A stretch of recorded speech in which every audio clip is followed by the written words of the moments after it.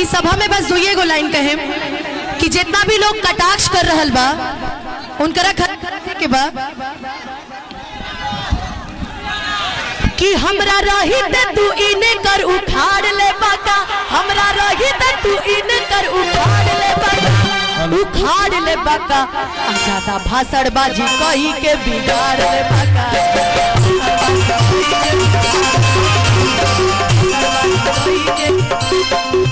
ए भाई हम ना ये तहरा लोग कि हमरा रही ते तू इने कर उखाड़ ले बाका, हमरा रही ते तू इने कर उखाड़ ले बाका, उखाड़ ले बाका। और का के कहले बाका चनिया आजादा अंग्रेजी बोल के उखाड़ ले बाका।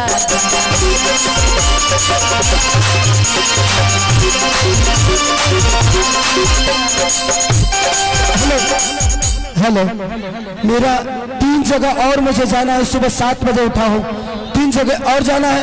तो मुझे ना, मैं जीतूंगा उसके बाद 5 कार्यक्रम अपने विधानसभा में मैं खुद ही करूंगा, आप सबके बीच में रहूंगा। अभी सबको संबोधित करना है, तो हमारे मंच पे हमारे जितने भी लोग हैं, हमारे अध्यक्ष साहब, सब लोग आप प्यार दीजिए, आशीर्वाद दीजिए, तब तक मैं वो काम करके आ रहा हूँ। कि ज्यादा भाषणबाजी कही के उखाड़ ले बाका, ज्यादा भाषणबाजी कही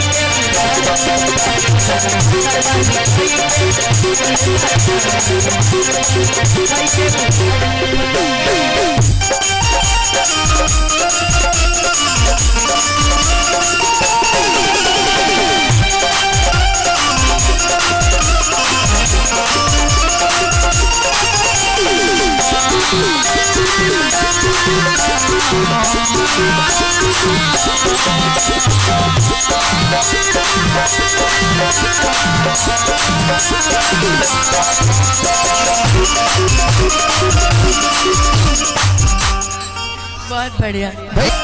एक बार रोशन भाई के लिए एक बार जोरदार ताली। और हमनी के मगही के बहुत बड़ा स्टार रोशन रोई भैया जी के आगमन कि अपना खोजिया पहाड़ा के मामी,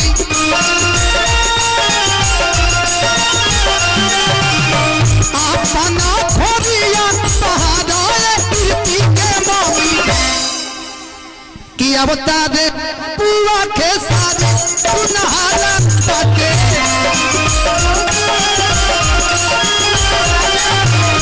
अब तारे पूरा के सारे बड़ी हाला पाके।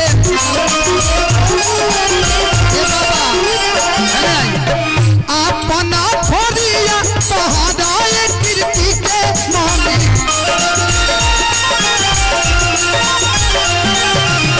अब तारे बाबूआ के सारे बड़ा हाला पाके।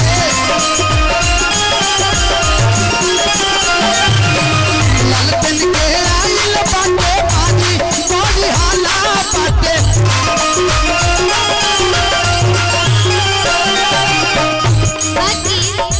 बाकी आगे और लाइन का कौन विरोधी के दल नहीं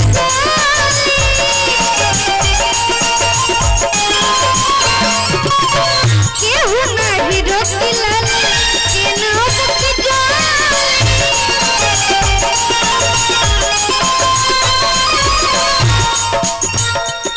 अरे सगरो विरोधी के दल नहीं गली,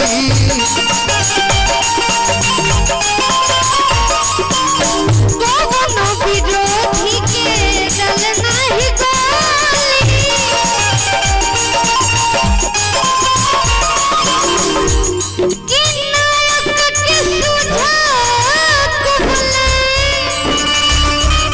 जिया जिया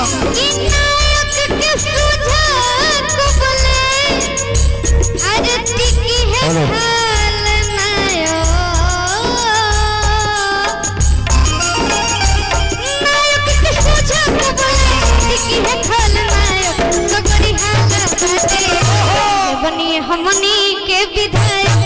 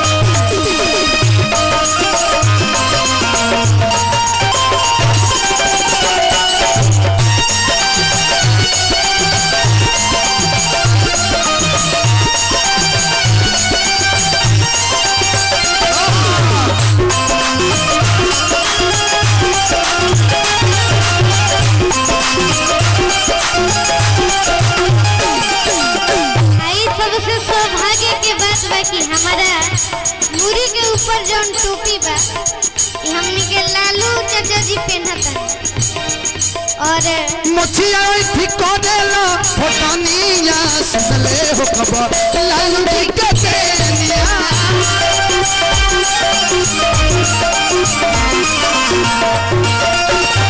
मुछिया ठीक को देला फोटानिया होवे चाचा लालू जी के तेनिया